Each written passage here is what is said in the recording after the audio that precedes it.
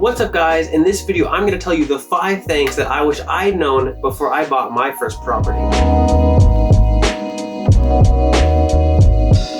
Alright, let's get right in. The first thing that I wish I knew how to do when I bought my first property is actually to screen tenants. Now, thankfully the first property that I got was a duplex and it actually already had tenants in it. One of them is still in it.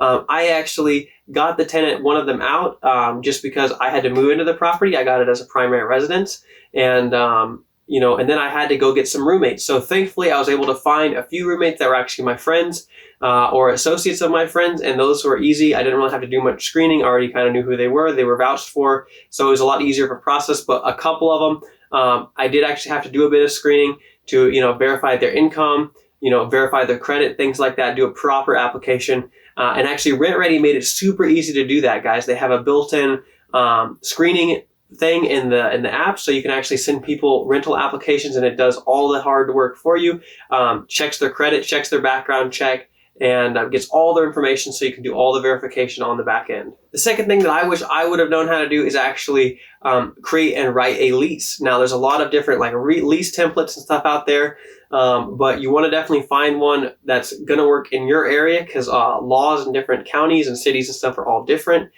So I would probably, to get a good lease, copy one if you're already renting from someplace in your area. Maybe look at it, maybe just copy most of it, or find a local landlord on a forum like on Facebook or something like that, and see if you can get a template from them.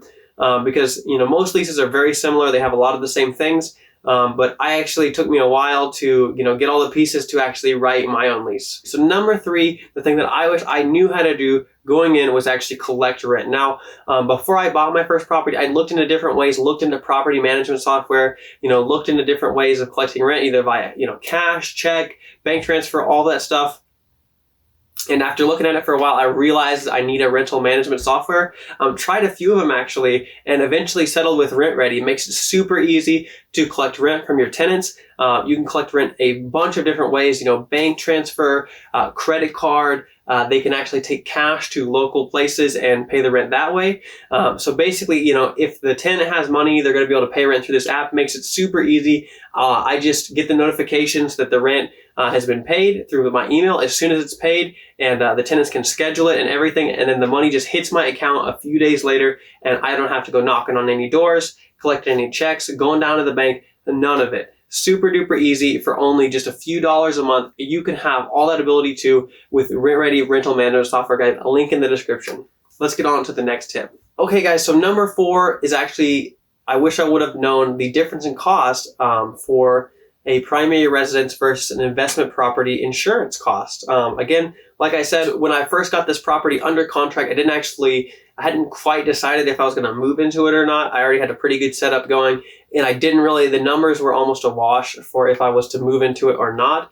So I was honestly considering just staying renting and owning this property and then making more money from the rent. But then I quickly realized it was going to be a lot cheaper to own the property because if I would have done it as a primary residence. So this is kind of part 4 and 5 because it all kind of ties in. And with a primary residence, you're actually going to get a lot better prices for things like your loan, a lot better terms, a lot better rate, a lot better time frame and stuff like that. You're also going to get cheaper insurance quotes usually.